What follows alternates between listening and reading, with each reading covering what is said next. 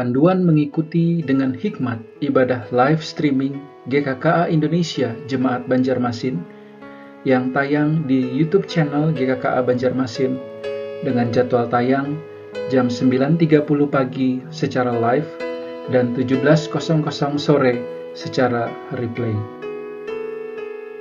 Apakah mengikuti kebaktian minggu dengan cara live streaming sebagai tanggapan terhadap COVID-19 dapat dianggap sebagai sebuah ibadah? Robert Weber mengemukakan 4 hal yang utama di dalam tahapan ibadah.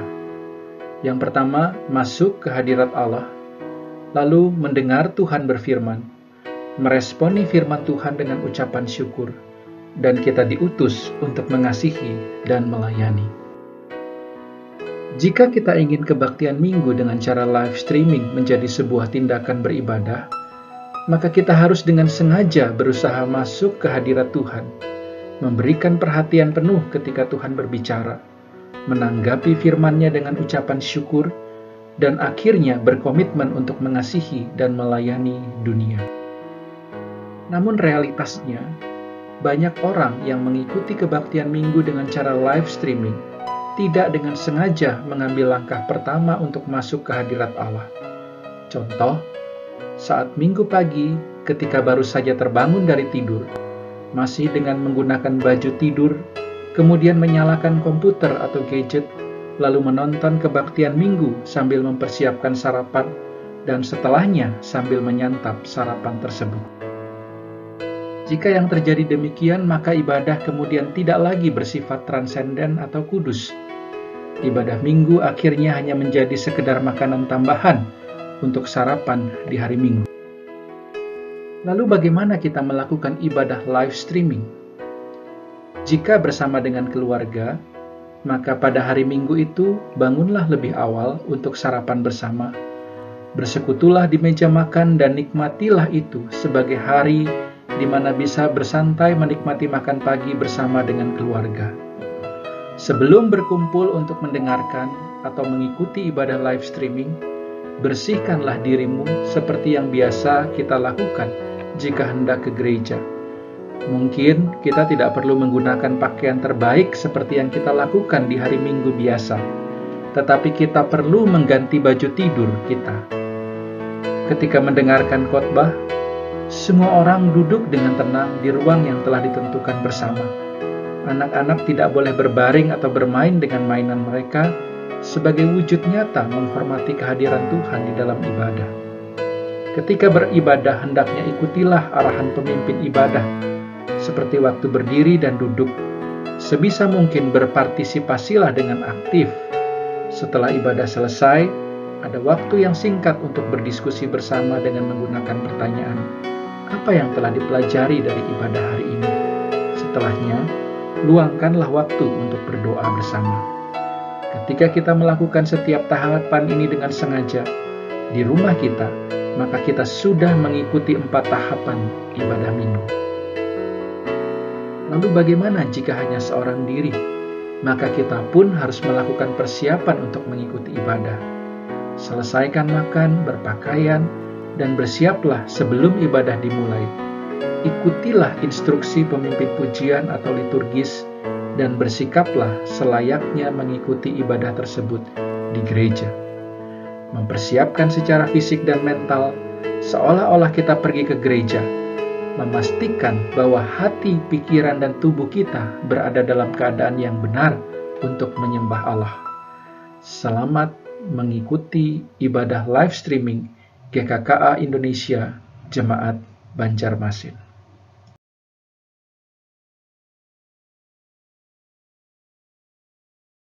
Shalom Bapak Ibu sekalian yang terkasih di dalam nama Tuhan Yesus. Tidak terasa hari ini kita telah memasuki minggu pertama di bulan Agustus. Biarlah kita boleh tetap menaikkan syukur kita kepada Tuhan atas pemeliharaannya hari demi hari dan juga bulan demi bulan yang telah kita rasakan. Terlebih lagi hari ini kita bersyukur kita boleh kembali datang kepada Tuhan untuk beribadah dan memuliakan namanya. Mari Bapak Ibu sekalian, saya ajak kita untuk mengambil saat teduh di hadapan Tuhan sebelum kita memulai ibadah kita pada hari ini. Dan biarlah hati kita dan pikiran kita juga boleh sungguh-sungguh tertuju hanya kepada Tuhan saja.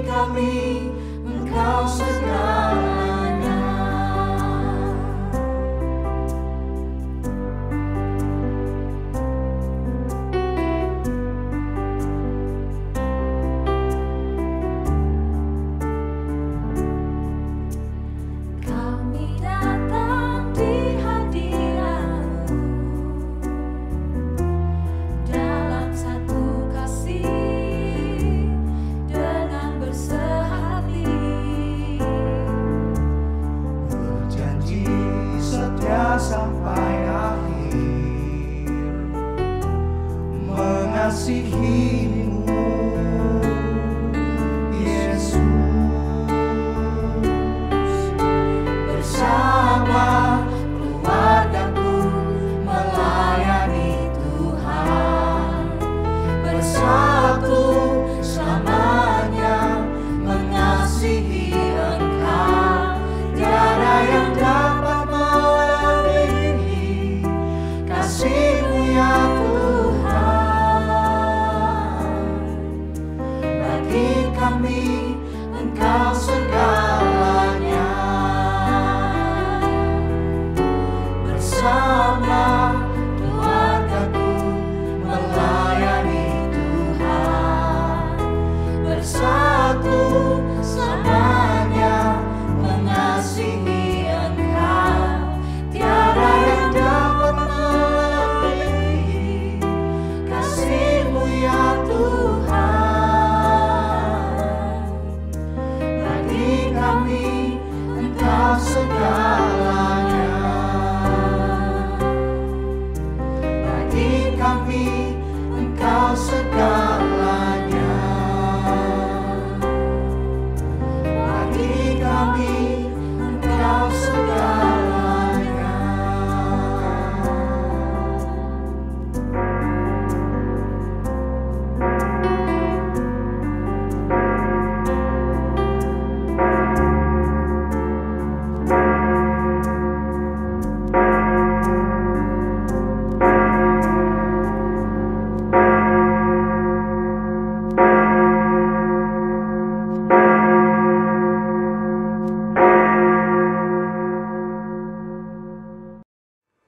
Mari jemaat dikasihi oleh Tuhan Yesus, saya undang kita boleh bangkit berdiri.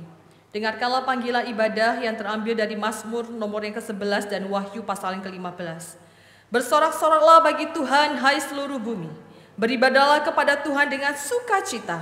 Datanglah ke hadapannya dengan sorak-sorai.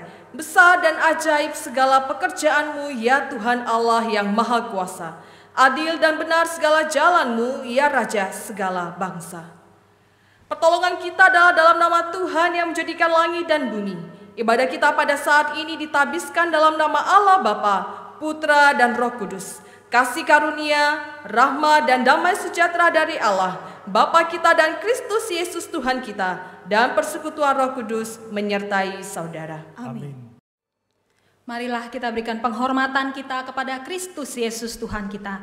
Dia adalah Allah yang maha mulia, Sang Maha Pencipta yang bertahta di surga. Namun Dia rela merendahkan dirinya dan turun ke dunia, bahkan mati di atas kayu salib untuk menebus dosa-dosa kita.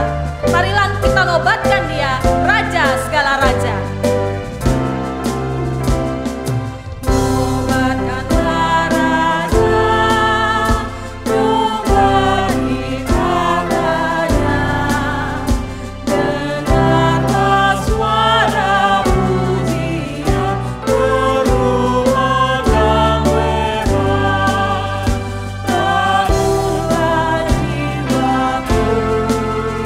Bersorak dan puji.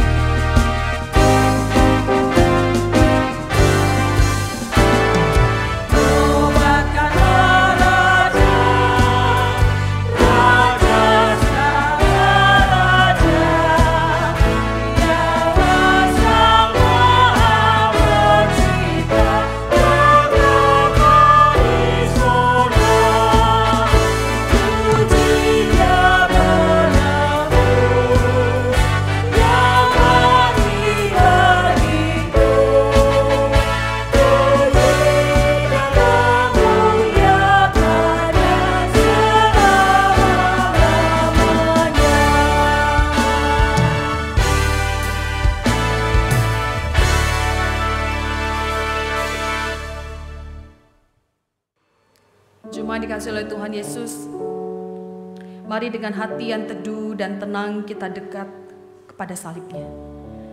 Mari dengan penuh kerendahan hati kita tertunduk.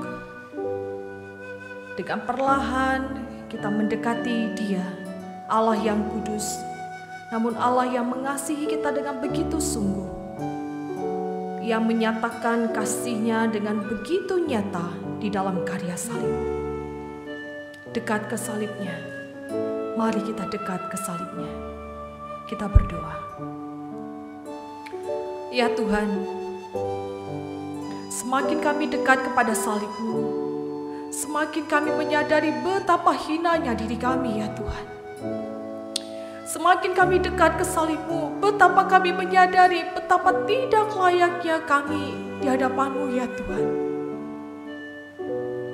Namun kepada kami yang sering kali gagal, yang terus mengecewakan Tuhan, yang terus mendukakan hati-Mu, sekali-kali Engkau tidak pernah menyerah kepada kami ya Tuhan.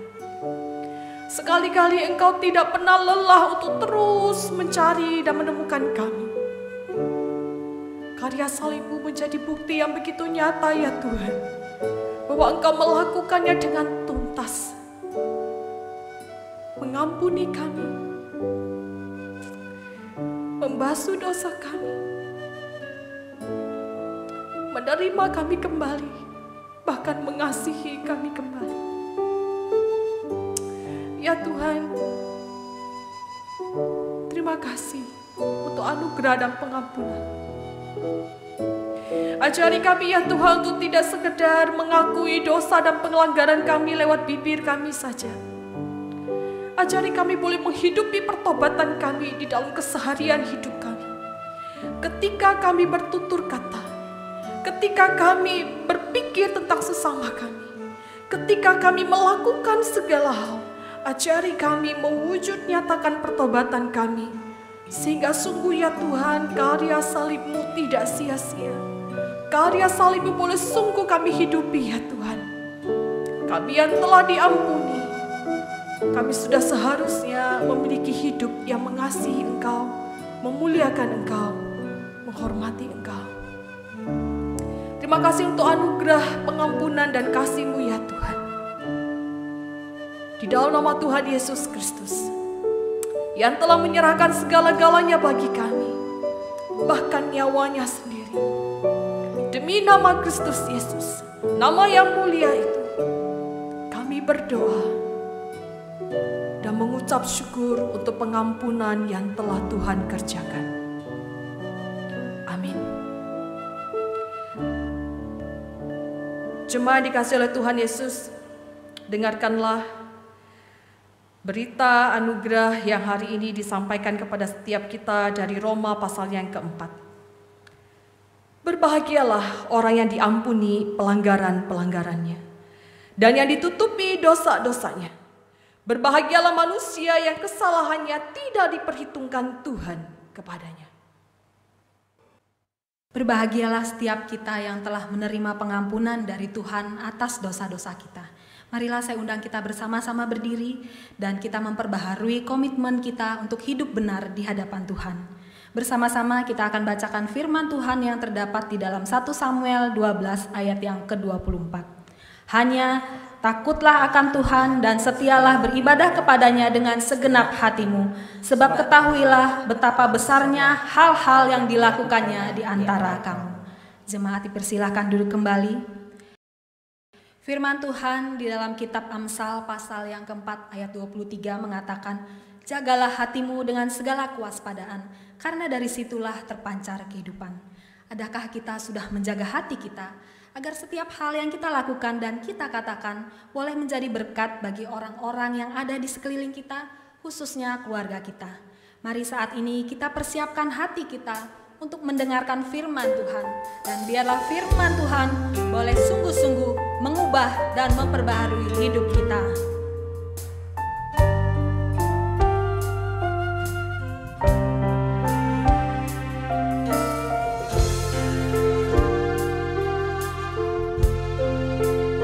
Hanya dekat kasih-Mu Bapa.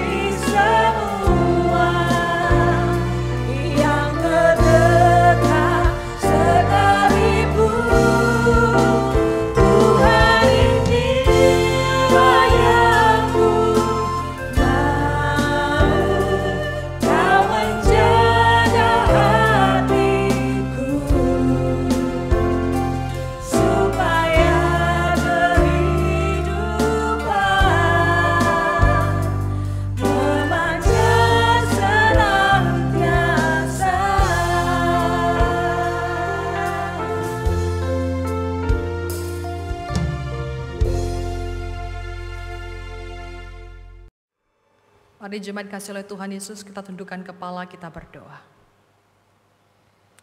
Sungguh ya Tuhan, hanya dekat Engkau kami tenang. Hanya dekat dengan-Mu sajalah ya Tuhan yang membuat kami memahami bagaimana kami seharusnya menjalani hari-hari kami. Ajari kami ya Tuhan, semakin hari kami semakin mengenal Engkau. Semakin kami beribadah, kami semakin mengenal Engkau. Semakin kami rindu membaca firman-Mu, kami semakin mengenal Engkau. Ya Tuhan, pada saat ini kami sebagai jemaat-Mu bersama-sama mengambil waktu untuk duduk diam, mendengarkan isi hati Tuhan bagi kami, bagi keluarga kami, bagi gereja kami. Ya Tuhan, berbicaralah kepada kami ya Tuhan. Biarlah kami boleh sungguh peka, memahami apa yang menjadi kerinduan dan isi hati Tuhan bagi setiap kami jemaat-Mu. Bagi setiap kami keluarga-Mu, bagi setiap kami gereja-Mu. Tuhan topang untuk hamba-Mu yang boleh menyampaikan firman Tuhan. Pakai hamba-Mu yang penuh dengan keterbatasan ini ya Tuhan.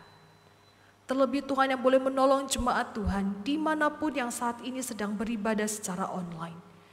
Ya Bapa, bekerjalah melampaui segenap akal dan pikiran kami. Topanglah kami ya Tuhan. Bekerjalah di dalam hati kami ya Bapa. Kami siap mendengar. Di dalam nama Tuhan Yesus Kristus kami berdoa. Amin. Shalom Bapak Ibu jemaat yang dikasihi oleh Tuhan Yesus. Bagaimana kabarnya di new normal ini?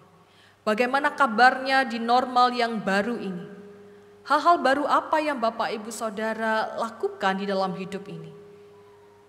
Apa yang menjadi perubahan atau adaptasi-adaptasi baru apa yang terjadi? Mungkin di antara kita yang saat ini sudah mulai terbiasa memakai make up masker. Kalau dulu make upnya blush on, make upnya eyeshadow, sekarang make upnya sudah bervariasi.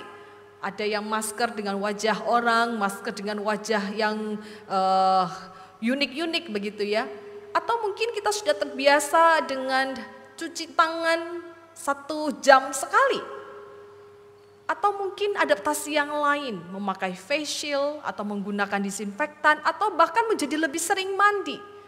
Bapak Ibu Saudara, itu adalah perubahan atau adaptasi yang terjadi di dalam keseharian hidup kita. Bagaimana dengan adaptasi atau perubahan di dalam kehidupan berkeluarga? Entahkah itu relasi orang tua dengan anak, relasi suami dengan istri, relasi antara saudara, relasi menantu dan mertua, atau relasi dengan ipar. Perubahan-perubahan apa yang terjadi dalam keluarga kita di dalam kondisi new normal ini? Bapak Ibu Saudara, saya, keluarga saya dan keluarga suami saya, selama masa pandemi ini kami melakukan sesuatu yang berbeda dari sebelumnya. Dalam kondisi pandemi ini kami semakin menyadari bahwa memperhatikan orang tua kami menjadi hal yang begitu penting. Selain karena memang anjuran dari WHO yang menyatakan bahwa orang tua di atas usia 50 tahun adalah usia yang begitu rentan terhadap virus COVID-19 ini, namun bagi kami ketika kami harus stay at home, ketika kami harus nggak bisa kemana-mana, harus di rumah saja, kami jadi bisa merasakan betapa bosannya, betapa kosongnya, begitu membosankannya hari-hari ketika nggak bisa melakukan apapun Bapak Ibu Saudara. Kami jadi mengingat kepada orang tua kami yang memang sudah semakin terbatas, nggak bisa keluar rumah bahkan sebelum pandemi, dan malah pandemi ini semakin nggak bisa kemana-mana, membuat kami jadi bisa memahami betapa membosankannya orang tua kami. Oleh karena itu kami mulai membuat perubahan, kami mencoba mengusahakan sedapat-dapatnya melakukan video call rame-rame, baik kepada keluarga kami yang di Medan, di Jakarta maupun yang di Banjarmasin. Kami berharap kehadiran kami melalui video call itu bisa mengisi kekosongan. Itu perubahan kami Bapak Ibu Saudara. Bagaimana dengan keluarga Bapak Ibu Saudara? Perubahan-perubahan seperti apa yang terjadi? Atau jangan-jangan keluarga kita semakin tidak nyaman, tidak harmonis. Bapak Ibu Saudara, sampai di sini mungkin setiap kita ada yang bertanya, aduh kok setiap minggu ngebahasnya soal keluarga ya? Kok kayaknya gereja kita ngebosenin begitu ya, ngebahasnya keluarga lagi. Apa nggak ada topik yang lain? Apa nggak ada hal yang lebih penting daripada keluarga? Bapak Ibu Saudara dikasih oleh Tuhan Yesus, Sebagian besar hidup kita berada atau dihabiskan bersama dengan keluarga. Entahkah itu bersama dengan orang tua atau saudara atau bahkan dengan saudara jauh. Maka tidak heran ada ahli yang mengatakan keluarga merupakan elemen yang begitu penting, mempunyai andil yang begitu besar untuk membentuk karakter, membentuk kepribadian, bahkan identitas diri seseorang. Namun uniknya Bapak Ibu Saudara, untuk keluarga yang begitu penting ini ada hal yang unik. Kalau kita biasanya bisa memilih mau bergaul atau berteman dengan siapa yang kita inginkan menjadi teman atau sahabat kita.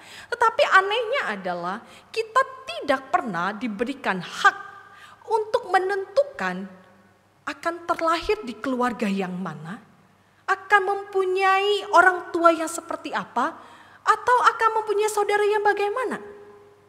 Ini unik sekali bukan?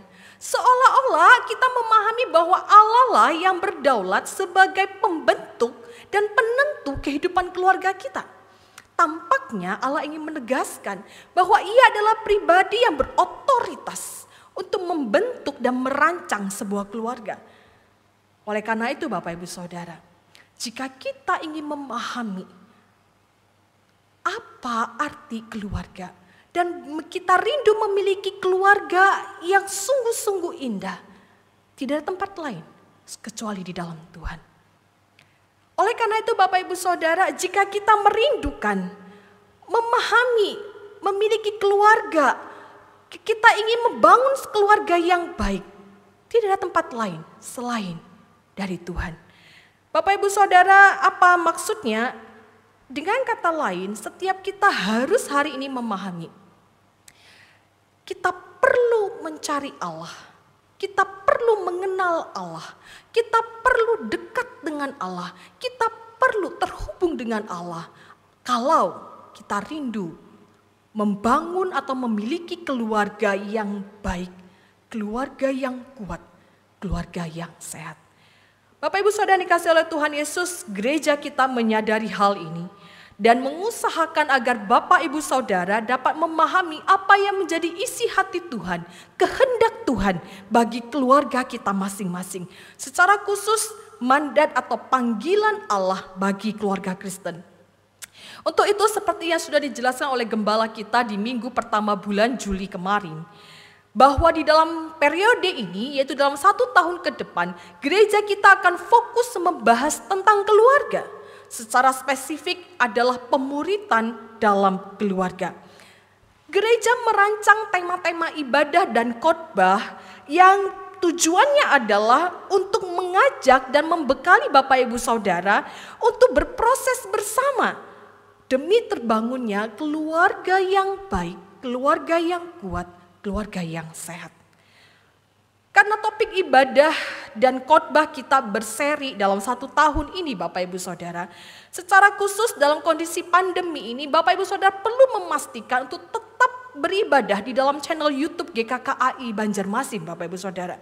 Selain karena kami sangat menyadari kondisi seperti ini, begitu banyak sekali peluang, begitu banyak sekali kesempatan kita bisa beribadah online di gereja lain Bapak Ibu. Saya sangat yakin setiap kita punya pengalaman ini. Bapak Ibu Saudara, kami menyadari hal ini. Di luar sana ada begitu banyak sekali ibadah-ibadah di gereja lain yang mungkin pengkhotbahnya pengkhotbah terkenal. Atau mungkin pemimpin pujian singernya yang sangat jago nyanyi, bahkan mungkin di antara mereka adalah artis. Atau mungkin ruangan yang hebat, musik yang heboh begitu ya. Bapak Ibu Saudara, pilihan-pilihan ini begitu gampang kita pilih hari ini jika kita ingin beribadah di sana. Kita hanya tinggal perlu mengklik, maka kita sudah berada dalam ibadah itu. Bapak Ibu yang dikasihi oleh Tuhan Yesus, saya ingin menyatakan satu hal.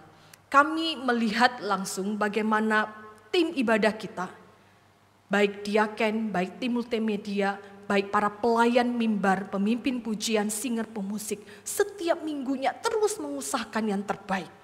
agar kita jemaat Tuhan bisa beribadah online di rumah masing-masing.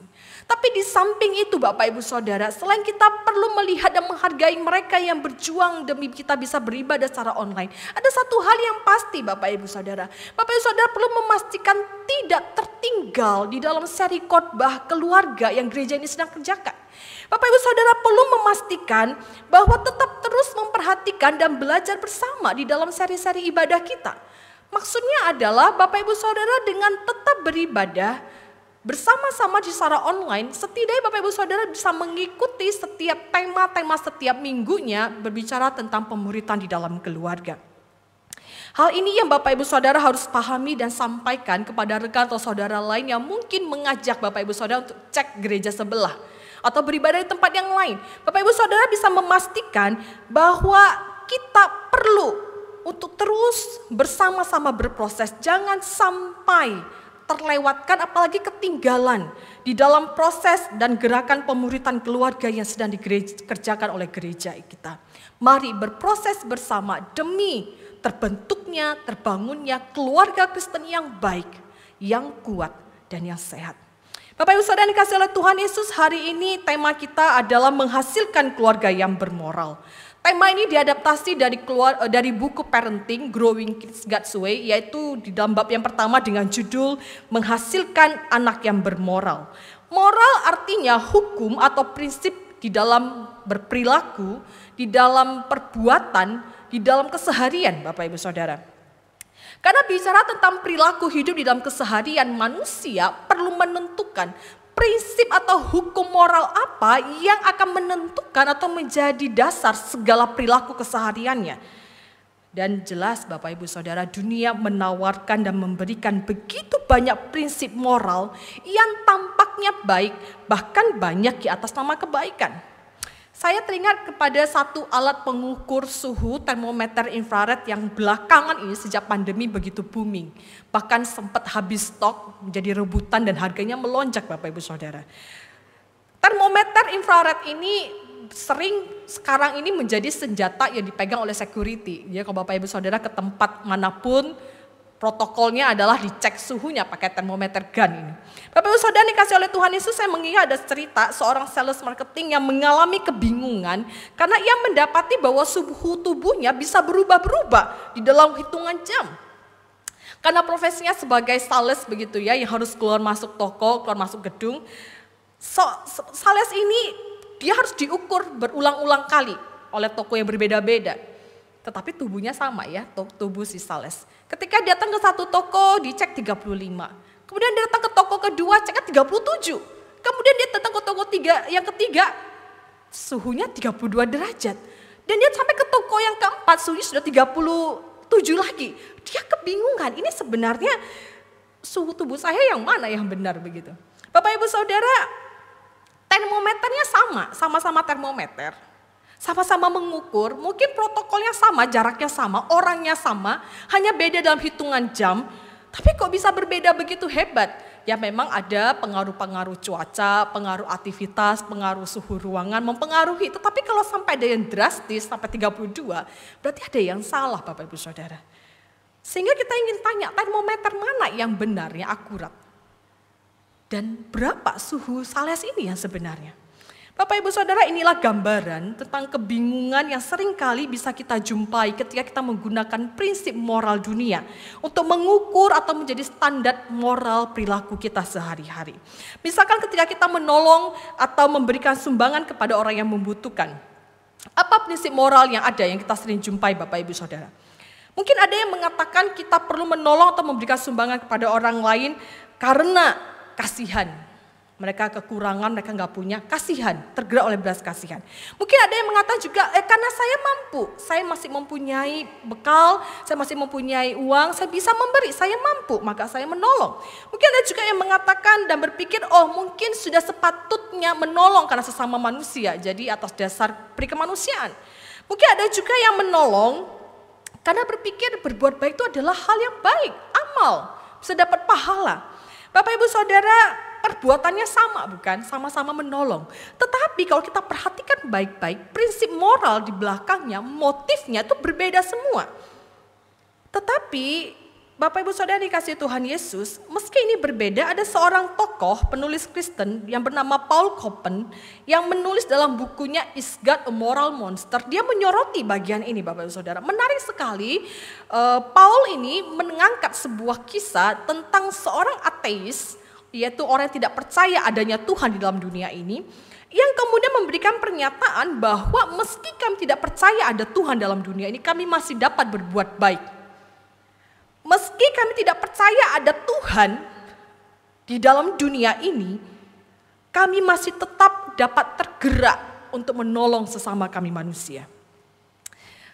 Lantas pertanyaannya Bapak Ibu Saudara, apa bedanya dengan kita orang Kristen? Kalau memang tidak ada bedanya antara yang tidak percaya ada Tuhan sama-sama menolong orang, dengan kita yang mengaku percaya Tuhan, yaitu Tuhan kita, apa bedanya perbuatan baik kita kalau kita juga sama-sama menolong? Kalau memang tidak ada bedanya Bapak Ibu Saudara, pertanyaannya lebih serius lagi. Kalau tidak ada bedanya, mengapa kita perlu beriman pada Tuhan? Itulah yang diajarkan oleh mereka dari kaum ateis. Mereka berpikir toh kami mempunyai hidup yang juga sama dengan mereka yang beragama. Sama-sama baiknya. Oleh karena itu tidak ada bedanya dan tidak ada perlunya beriman kepada Tuhan. Bapak Ibu Saudara dikasihi oleh Tuhan Yesus, saya ingin katakan satu hal yang jelas. Perbuatan baik yang dilakukan oleh dunia dan orang Kristen harusnya berbeda. Perbedaannya terletak di mana? Perbuatannya bisa sama-sama baik, tetapi perbedaannya adalah pada prinsip moralnya. Dan jika kita perhatikan baik-baik Bapak Ibu Saudara, prinsip moral atau alasan-alasan yang dimiliki oleh dunia terhadap segala tindakan atau perbuatan baik mereka, itu sebenarnya berbicara tentang manusia itu sendiri. Prinsip moral yang dunia tawarkan pada akhirnya berpusat pada diri manusia itu sendiri. Menolong karena merasa sudah sepantasnya, sebagai amal untuk mendapatkan pahala bagi diri sendiri, atau mungkin merasa sebagai sebuah tindakan sesama manusia, atau karena tergerak oleh belas kasihan, atau karena merasa diri mampu. Segala alasan-alasan dunia tawarkan itu berpusat kepada manusia itu sendiri. Saudara, kita ingin berhenti di sini untuk memikirkan sedikit. Bagaimana jika orang yang ingin kita tolong, kita dapati melakukan sesuatu yang tidak pantas? Bukankah hal ini akan memunculkan penilaian bahwa orang itu tidak lagi dipantas untuk ditolong? Maka pertanyaan selanjutnya, apakah kita akan masih menolong orang yang tidak pantas ditolong ini? Berdasarkan prinsip dunia, maka orang yang mempunyai alasan prinsip menolong karena merasa pantas untuk ditolong, maka ini tidak akan terjadi lagi. Mereka dengan prinsip seperti ini tidak akan lagi menolong orang yang mereka anggap tidak pantas untuk ditolong. Atau mungkin Bapak Ibu Saudara ketika manusia tidak lagi digerakkan oleh belas kasihan menolong sesama. Atau mungkin tidak mempunyai kemampuan lebih untuk menolong. Apakah lantas tidak perlu lagi menolong orang lain? Dan kalau kita memikirkan dengan serius, pemikiran atau prinsip mendapatkan pahala atau menjadikan perbuatan baik sebagai amal, itu sebenarnya sedang bicara tentang apa? Sedang berusaha mengatur Tuhan untuk melayakkan manusia mendapatkan upah di sorga. Bapak Ibu Saudara, ini adalah alasan-alasan moral, prinsip-prinsip moral yang dunia tawarkan, pada ujungnya berpusat kepada diri manusia sendiri. Misalkan dalam peristiwa kejahatan Bapak Ibu Saudara, seseorang yang mencuri dari pencuri, apakah ini dapat dibenarkan? Sebab memang pencuri sudah sepantasnya dicuri, bukan? Atau bagaimana dengan peristiwa membunuh orang yang melakukan kejahatan? Apakah kita bisa membenarkan perbuatan ini karena memang orang jahat itu pantas dibunuh karena dia sudah melakukan kejahatan? Dan akan masih ada banyak kebingungan-kebingungan lain yang timbul jika kita mengacu kepada prinsip moral yang dunia tawarkan, Bapak Ibu. Kalau kita lihat prinsip moral yang ditawarkan oleh dunia adalah prinsip moral yang berpusat pada diri manusia sendiri, dan pada akhirnya standar itu tidak dapat dipakai selamanya, tidak akan pernah bertahan, bahkan dapat berakibat fatal. Kita membutuhkan standar moral yang absolut yang tidak pernah berubah, yang bukan berpusat pada diri manusia, melainkan di luar diri manusia. Sebab kenapa? Memang manusia begitu gampang berubah. Oleh sebab itu standar moral harus adalah standar yang di luar diri manusia. Bapak Ibu Saudara dikasihi oleh Tuhan Yesus, sebagai orang Kristen kita menerima dan percaya bahwa Alkitab adalah firman Allah dan Alkitab adalah standar moral kita. Untuk itu saya mengajak kita hari ini untuk melihat apa yang dinyatakan oleh Alkitab sebagai prinsip moral utama bagi perilaku hidup kita sebagai orang Kristen. Mari kita membuka Matius pasal yang ke-22 ayat yang ke-34 sampai dengan yang ke-40. Matius 22 ayat ke-34 sampai dengan yang ke-40. Bapak Ibu Saudara, jika sudah menemukan, saya akan membacakannya bagi kita semua. Matius 22 ayat yang ke-34 sampai dengan yang ke-40. Ketika orang-orang Farisi mendengar bahwa Yesus telah membuat orang-orang Saduki itu bungkam, berkumpullah mereka, dan seorang dari mereka, seorang ahli Taurat, bertanya untuk mencobai dia, "Guru, hukum manakah yang terutama dalam hukum Taurat?" Jawab Yesus kepadanya, "Kasihilah Tuhan Allahmu dengan segenap hatimu dan dengan segenap jiwamu dan dengan segenap akal budimu. Itulah hukum yang terutama dan yang pertama. Dan hukum yang kedua yang sama dengan itu ialah kasihilah sesamamu manusia seperti dirimu sendiri. Pada kedua hukum inilah tergantung seluruh hukum Taurat dan kitab para nabi." Alkitab mencatat inilah hukum yang utama dan terutama. Maksudnya adalah inilah aturan main atau prinsip hidup yang seharusnya dimiliki oleh orang Kristen. Yang pertama-tama mengasihi Allah, kemudian mengasihi sesama. Secara sederhana Bapak Ibu Saudara, ini merupakan rangkuman hukum moral yang Tuhan Yesus tawarkan, yang Tuhan Yesus berikan secara alkitabiah. Kita mendasari segala prinsip perilaku kita pada mengasihi Allah. Karena kasih kita kepada Allah itu menggerakkan kita untuk mengasihi sesama. Dan inilah hukum yang pertama. Dengan kata lain Bapak Ibu Saudara, jika kita perhatikan, pertama-tama kita dikasihi oleh Allah. Kemudian kita sanggup untuk mengasihi Allah. Ketika proses ini terjadi artinya apa? Kita sudah selamat. Setelah itu, kemudian hukum yang kedua, kasihilah sesamamu manusia.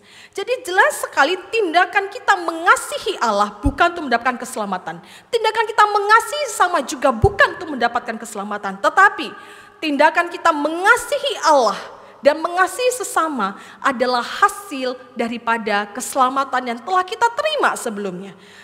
Jadi jelas sekali Bapak Ibu Saudara, pada bagian saya ingin menekankan, kita sudah selamat. Sehingga kita mampu mengasihi Allah dan mengasihi sesama. Oleh karena itu kita tidak dapat menerima segala bentuk prinsip yang mendorong kita untuk mengupayakan keselamatan kita lagi. Sebab kenapa? Kita sudah selamat. Bapak Ibu Saudara, ini juga dikatakan oleh Tuhan Yesus ketika ia menjawab ahli Taurat yang bertanya dengan maksud untuk mencobai Tuhan Yesus. Hukum manakah yang terutama dalam hukum Taurat? Seperti telah kita ketahui, hukum Taurat menjadi hukum yang mengatur kehidupan bangsa Israel dari perjanjian lama dan kemudian terus berkembang dan terus ditambah sampai dari masa ke masa karena memang kehidupan bangsa terus mengalami perubahan.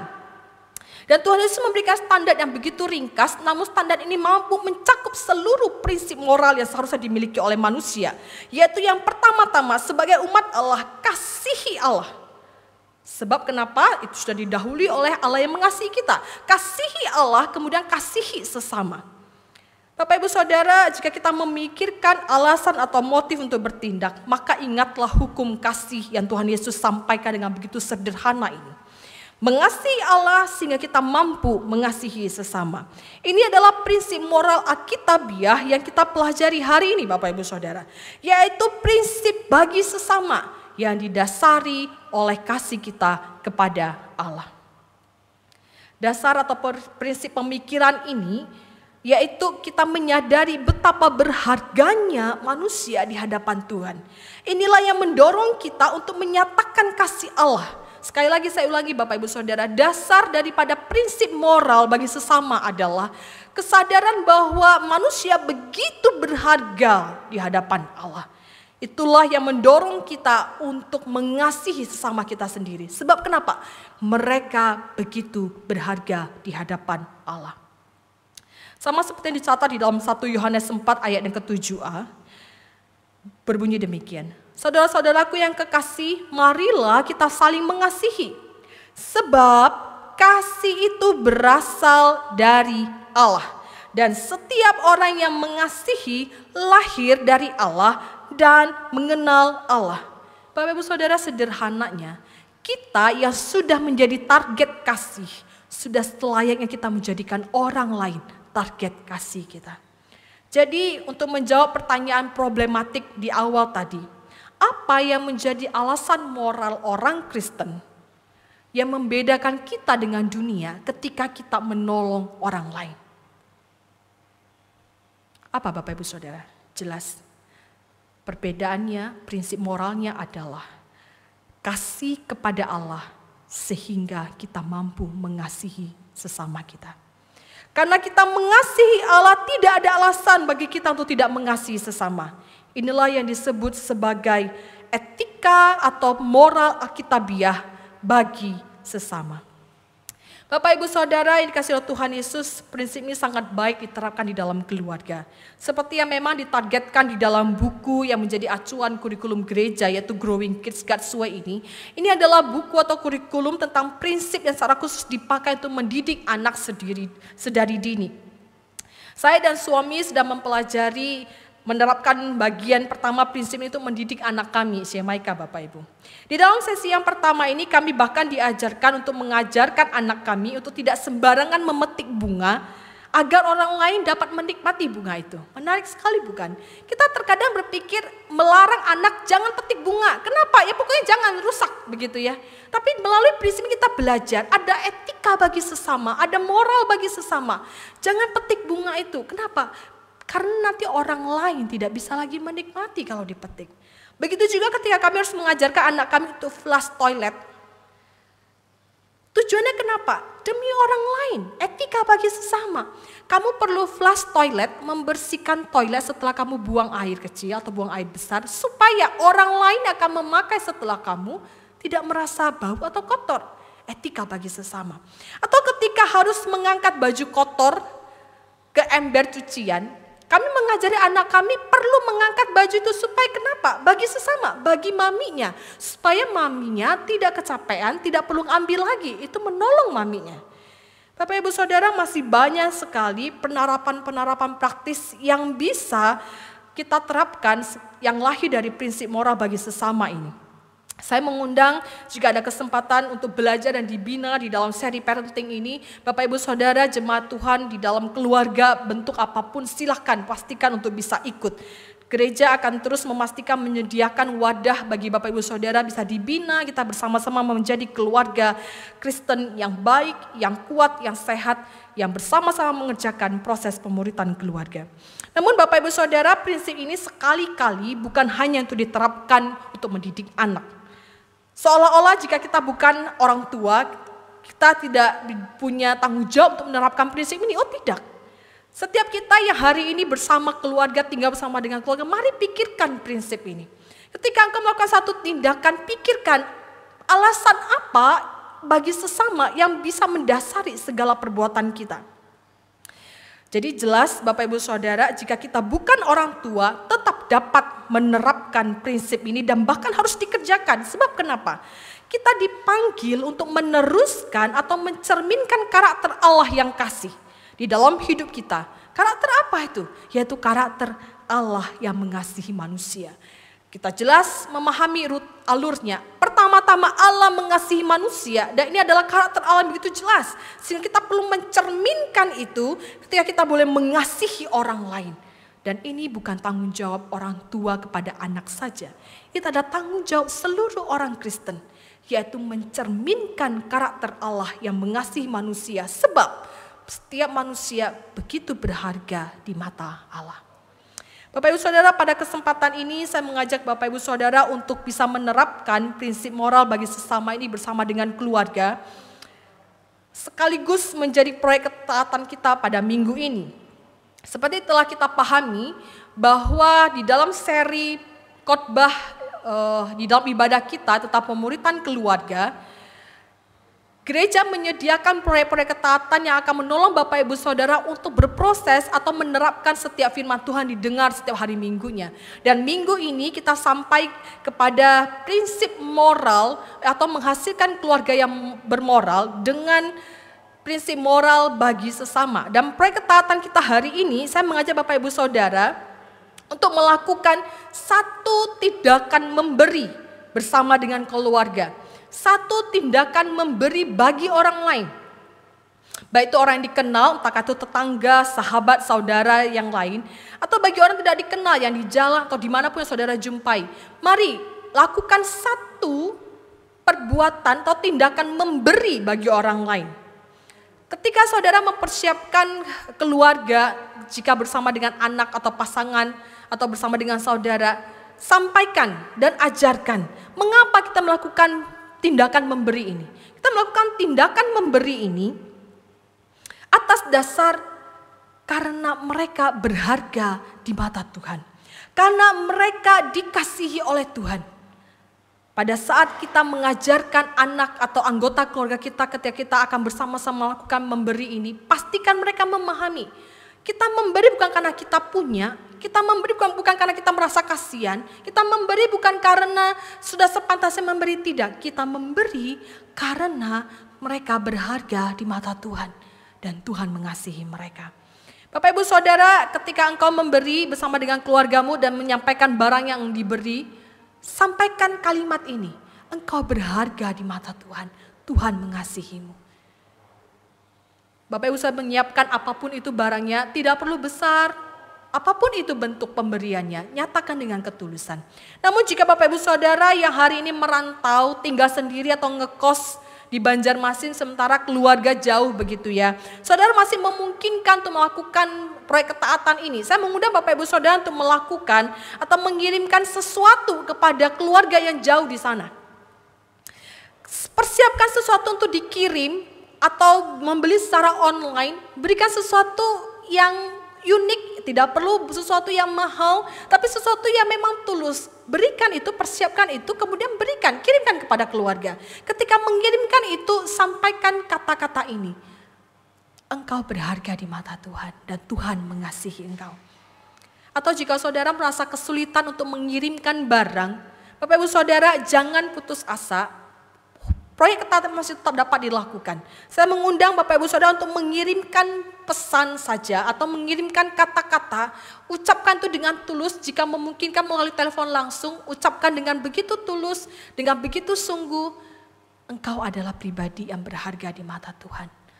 Tuhan mengasihi engkau. Bapak Ibu Saudara, pastikan Bapak Ibu Saudara punya pengalaman untuk menyatakan prinsip moral Alkitabiah ini kepada keluarga, kepada orang-orang di sekitar kita. Sebagai satu bentuk pernyataan bahwa kita adalah orang-orang yang dipanggil secara khusus untuk mencerminkan karakter Allah yang mengasihi. Bapak Ibu Saudara bisa menggunakan kesempatan PDP untuk bisa membagikan proyek ketaatan ini, bisa men-sharingkan proyek ketaatan ini. Bapak Ibu Saudara, PDP kita hari ini kita coba usahakan terus dipersiapkan untuk menolong kita bertumbuh bersama. Bapak Ibu yang belum tergabung di dalam PDP, pastikan segera menghubungi siapapun yang Bapak Ibu Saudara tahu tergabung dalam PDP di dalam lingkungan terdekat atau di warta jemaat kita. Di sana ada nama-nama yang saudara kenal untuk bisa dihubungi jika saudara ingin tergabung di dalam PDP. Maksudnya adalah saudara butuh komunitas untuk boleh bersama-sama bertumbuh. Pemuritan hanya mungkin terjadi ketika engkau bersama di dalam komunitas, Bapak Ibu Saudara. Pastikan Bapak Ibu Saudara, bagi yang belum bergabung dalam PDP, ayo bergabung bersama. Di dalam kesempatan PDP minggu ini, Bapak Ibu Saudara bisa menggunakan kesempatan yang ada untuk menceritakan proyek ketaatan yang kita telah akan lakukan sepanjang minggu ini. Lakukan kesempatan ini, kemudian bagikan. Atau jika belum punya kesempatan untuk melakukan sebelum PDP hari Selasa, Bapak Ibu Saudara bisa membagikan rencana untuk melakukannya, sehingga nanti saudara punya kesempatan untuk bisa melakukan proyek ketaatan ini bersama dengan keluarga. Bapak Ibu Saudara, atau mungkin meneruskan dari proyek ketaatan yang disampaikan melalui khotbah minggu lalu, yaitu saudara, Bapak Ibu Saudara diminta untuk bercerita satu cerita satu hari. oleh contoh Harry. Bapak Ibu Saudara bisa menjadikan ini sebagai cerita untuk diceritakan, untuk diwariskan. Baik kepada keluarga maupun kepada anak cucu. Bahwa kita punya pengalaman memberi dengan kesadaran. Kita menghargai mereka karena mereka begitu berharga di mata Tuhan. Kiranya Tuhan menolong kita agar kita mampu menjadi keluarga Kristen yang baik. Keluarga Kristen yang kuat, keluarga Kristen yang sehat. Di dalam pertolongan Tuhan. Mari kita tundukkan kepala, kita berdoa. Bapa di dalam surga, terima kasih karena Tuhan memberikan kepada kami firman-Mu yang begitu jelas, begitu sederhana untuk kami pahami. Hukum yang utama dan terutama. Sehingga ya Tuhan sesungguhnya tidak ada alasan bagi kami untuk tidak memahami ataupun tidak melakukan hukum kasih-Mu. Ya Tuhan, tolonglah kami. Ketika kami meneruskan atau menjalani keseharian hidup kami, ajari kami menerapkan prinsip moral ini. Ketika kami mengambil segala bentuk keputusan apapun berkenaan dengan orang lain. Biarlah ya Tuhan, prinsip atau etika moral bagi sesama ini boleh terus menuntun kami untuk mencerminkan karakter Allah yang mengasihi kami. Terima kasih ya Tuhan. Tuhan topang kami, jemaat-Mu, keluarga-keluarga Kristen yang ada di tengah-tengah jemaat-Mu untuk boleh dengan setia melakukan proyek ketaatan yang ada. Sebagai bukti kami mau berproses bersama ya Tuhan. Terima kasih ya Bapa untuk anugerah dan belas kasihan-Mu. Ini doa kami di dalam nama Tuhan Yesus Kristus. Amin. Kita telah mendengarkan firman Tuhan dan saatnya bagi kita untuk menyatakan pengakuan iman kita bersama-sama dengan umat Tuhan di seluruh dunia. Untuk itu saya undang jemaat untuk berdiri. Pengakuan iman rasuli. Aku percaya kepada Allah, Bapa yang Maha Kuasa, Khalik langit dan bumi, dan kepada Yesus Kristus, anaknya yang tunggal Tuhan kita, yang dikandung daripada Roh Kudus, lahir dari anak darah Maria, yang menderita sengsara di bawah pemerintahan Pontius Pilatus, disalibkan, mati dan dikuburkan, turun ke dalam kerajaan maut. Pada hari yang ketiga, bangkit pula dari antara orang mati, naik ke surga, duduk di sebelah kanan Allah, Bapa yang Maha Kuasa. Dan dari sana ia akan datang untuk menghakimi orang yang hidup dan yang mati. Aku percaya kepada Roh Kudus, gereja yang kudus dan am, persekutuan orang kudus, pengampunan dosa, kebangkitan orang mati, dan hidup yang kekal. Amin. Jemaat dipersilahkan duduk kembali. Tiba waktunya bagi kita untuk membawa persembahan kita ke hadapan Tuhan. Minggu ini merupakan minggu pertama di bulan Agustus. Oleh karena itu, kita akan menjalankan 2 kali persembahan. Yang pertama untuk perpuluhan dan yang kedua untuk kas gereja. Sebelum persembahan dijalankan, saya akan membacakan firman Tuhan yang terdapat di dalam Maleakhi 3 ayat yang ke-10. Bawalah seluruh persembahan perpuluhan itu ke dalam rumah perbendaharaan, supaya ada persediaan makanan di rumahku, dan ujilah aku firman Tuhan semesta alam. Apakah aku tidak membukakan bagimu tingkap-tingkap langit, dan mencurahkan berkat kepadamu sampai berkelimpahan. Untuk memberikan persembahan baik untuk perpuluhan maupun untuk kas gereja, Bapak Ibu bisa mentransfer melalui rekening gereja yang ada di Bank BCA atau Bank Danamon. Selain itu, Bapak Ibu juga bisa memberikan persembahan melalui aplikasi pembayaran online seperti OVO, GoPay, dan lain-lain dengan cara memindai QR Code yang terdapat di layar. Khusus untuk persembahan perpuluhan, harap Bapak Ibu dapat menambahkan nilai Rp10 pada persembahan Bapak Ibu. Jadi misalnya Bapak Ibu ingin mempersembahkan 100.000, maka jumlah yang ditransfer menjadi 100.000 Rp10. Hal ini tujuannya untuk membedakan persembahan perpuluhan dan persembahan untuk kas gereja. Terima kasih atas perhatian jemaat sekalian, dan selanjutnya kita akan berdoa untuk persembahan kita. Jemaat dikasih oleh Tuhan Yesus, mari saat ini kita membawa persembahan kita di hadapannya dan kita sama-sama tundukkan kepala, kita mengucap syukur di dalam doa. Kita berdoa. Terima kasih ya Tuhan untuk kesempatan baik yang Tuhan berikan bagi setiap kami hari ini. Di dalam keterbatasan kami beribadah secara online seperti ini pun, Tuhan masih menganugerahkan kepada kami kesempatan untuk boleh memberikan persembahan kami. Baik persembahan syukur maupun kami membawa ke hadapan-Mu persembahan perpuluhan kami. Sebagai bukti besarnya kasih dan pemeliharaan Tuhan bagi hidup kami. Kami membawa ya Tuhan yang terbaik di hadapan-Mu. Biarlah ya Tuhan Engkau yang berkenan atas pemberian ini. Biarlah Engkau yang boleh sungguh bekerja di tengah-tengah gereja-Mu, di tengah-tengah pemimpin gereja kami untuk dapat mengelola setiap sumber daya yang ada ini. Sehingga tepat guna bagi perluasan kerajaan-Mu. Terlebih ya Tuhan saat ini kami juga mengucap syukur karena Tuhan masih menganugerahkan kepada kami pekerjaan yang baik. Dalam kondisi yang krisis seperti ini ya Tuhan, dalam kondisi krisis yang tidak gampang ini kami tahu Tuhan tidak pernah terlelap. Tuhan tidak pernah lalai untuk memelihara kami, anak-anak-Mu. Biarlah ya Tuhan, dengan kami mengimani pemeliharaan Tuhan, membuat kami percaya dan yakin bahwa segala yang kami miliki hari ini daripada Tuhan. Maka sudah selayaknya kami mengembalikan bagian-Mu, yaitu persembahan persepuluhan kami. Untuk itu ya Tuhan kami mohonkan anugerah-Mu memberkati kami dalam pekerjaan jemaat-Mu. Dalam setiap aktivitas yang dilakukan dalam keseharian, biarlah itu semua mendatangkan hormat mulia bagi nama-Mu. Pada kesempatan hari ini ya Bapak kami juga mengingat berdoa untuk gereja-Mu ya Tuhan.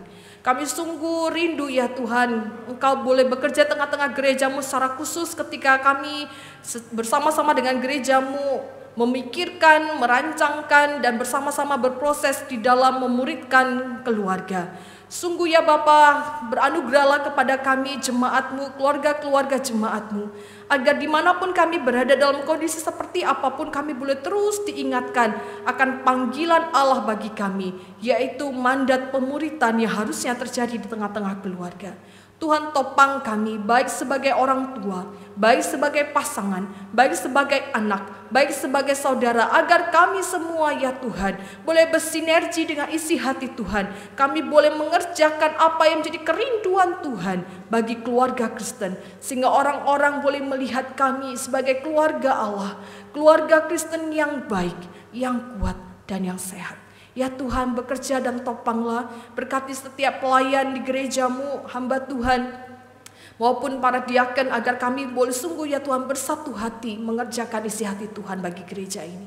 Bapak kami juga mengingat ya Tuhan untuk para pelayan-pelayan ibadah yang setiap minggunya berjeri lelah mempersiapkan ibadah secara online ini. Ya Tuhan, kasih karunia-Mu yang terus menyertai, melindungi dan memelihara. Di tengah-tengah begitu banyak aktivitas mereka boleh melayani, boleh sungguh melakukan pelayanan yang tetap yang terbaik. Tuhan yang senantiasa bekerja dan menopang. Tuhan yang terus memelihara, bahkan di dalam kondisi yang tidak mudah seperti saat ini ya Tuhan, kami mohonkan anugerah dan belas kasihan Tuhan. Bapak kami juga berdoa bagi suasana kondisi dunia dalam masa pandemi ini. Ya Tuhan, satu yang kami terus doakan dan minta, Tuhan beranugerahlah, berbelas kasihanlah, pulihkanlah dunia ini, pulihkanlah bangsa ini, pulihkanlah kota kami ya Tuhan. Biarlah ya Tuhan Kau yang terus bekerja menopang setiap tenaga-tenaga medis yang masih terus mengupayakan penanggulangan wabah ini. Biarlah ya Tuhan Engkau yang beranugerah terus memberikan hikmat, pertolongan dan setiap progres daripada penemuan-penemuan vaksin. Biarlah Tuhan yang boleh bekerja dan menopang. Terima kasih ya Tuhan untuk anugerah dan kasih dan kebaikan-Mu. Ini doa kami yang kami alaskan di dalam nama Tuhan Yesus Kristus yang mengajari kita berdoa doa Bapa kami. Bapa kami yang di surga, dikuduskanlah nama-Mu, datanglah kerajaan-Mu, jadilah kehendak-Mu di bumi seperti di surga.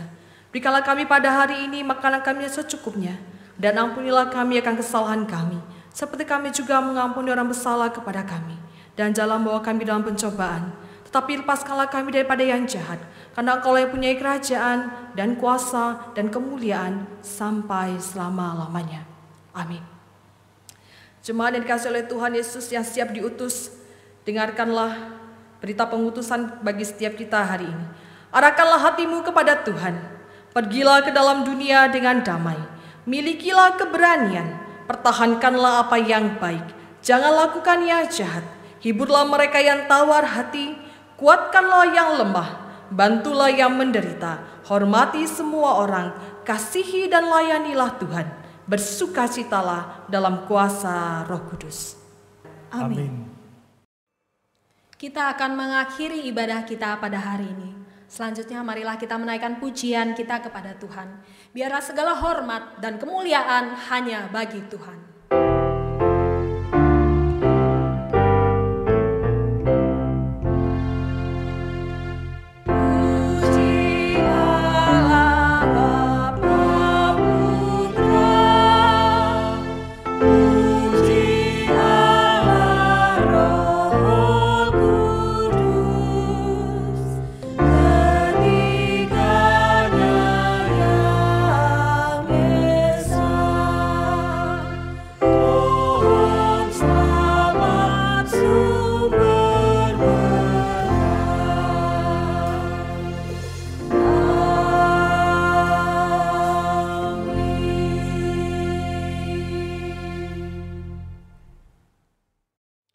Jemaat dikasihi oleh Tuhan Yesus, terimalah berkat daripada Tuhan. Tuhan memberkati kita dan melindungi kita. Tuhan menyinari kita dengan wajah-Nya dan memberi kita kasih karunia. Tuhan menghadapkan wajah-Nya kepada kita dan memberi kita damai sejahtera. Amin.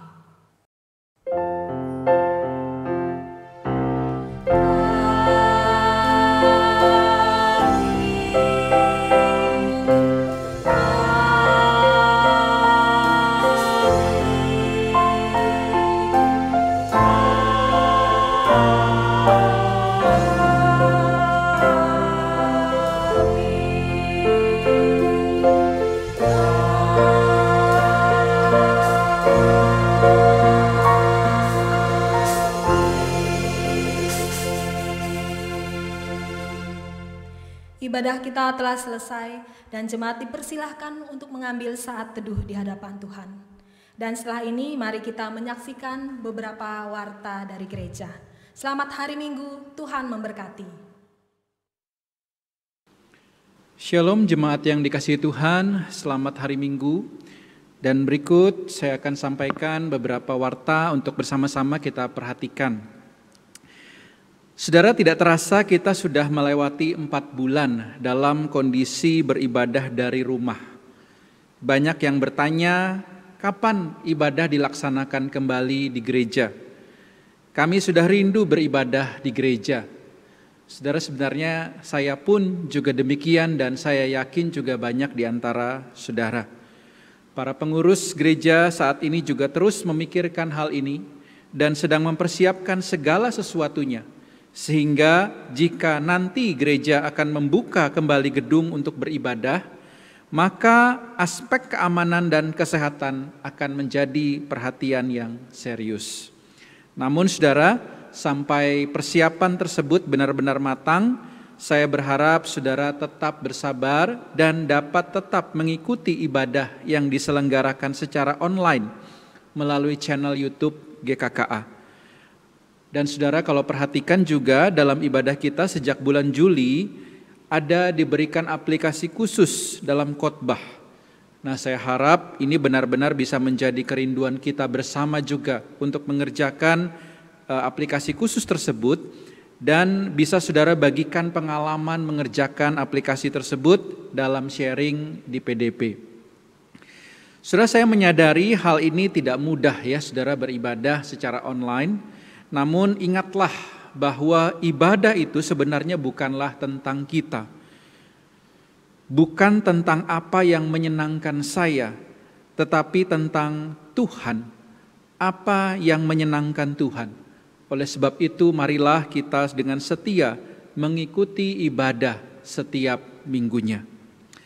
Kemudian Bapak Ibu Saudara, terkait dengan laporan WHO bahwa virus corona dapat menyebar melalui airborne atau udara, atau melalui cairan mulut atau hidung dan dapat bertahan di udara untuk beberapa saat, maka mulai bulan Agustus ini, saudara, bidang ibadah akan mengurangi 1 lagu yang biasanya ada pada saat persembahan, sehingga kemungkinan untuk bisa tersebar melalui airborne ini dapat diminimalisir.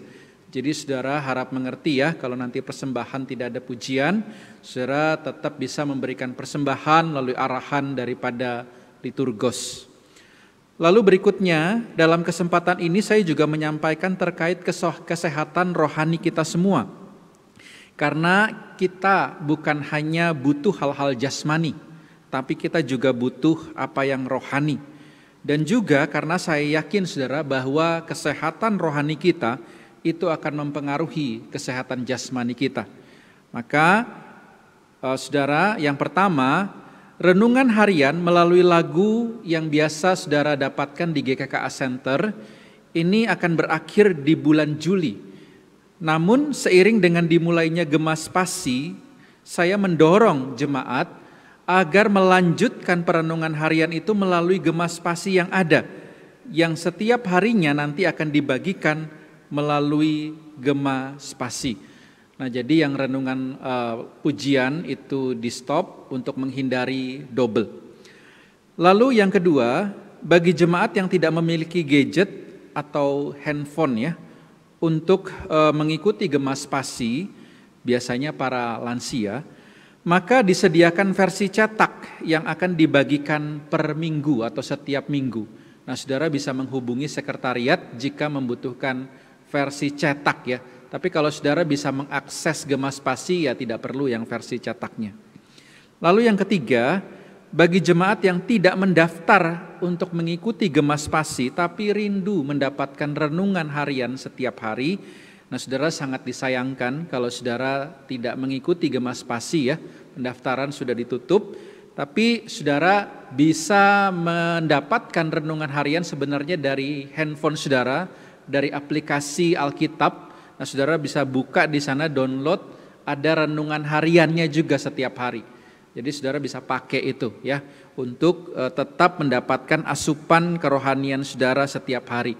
Kalau tidak punya handphone, tadi yang poin 2 saya sudah katakan bisa hubungin gereja untuk bisa mendapatkan versi cetak dari Gema Spasi ini. Lalu yang keempat, saya mengingatkan kita untuk mari terus kita membangun kerohanian kita, sekalipun kondisi pandemi di mana kita tidak bisa berjumpa di gereja. Kiranya hal-hal ini bisa saudara perhatikan, kita tetap semangat, kita tetap terus mendoakan kondisi pandemi ini bisa segera berakhir dan gereja juga bisa membuka kembali gedungnya dan bersama-sama kita boleh beribadah kembali. Selamat hari Minggu, Tuhan Yesus memberkati.